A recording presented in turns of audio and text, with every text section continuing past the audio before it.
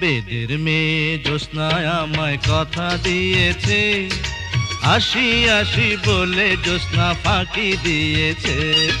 বেদের মেয়ে জ্যোৎস্নায় আমায় কথা দিয়েছে, আসি আসি বলে জ্যোৎস্না ফাঁকি দিয়েছে।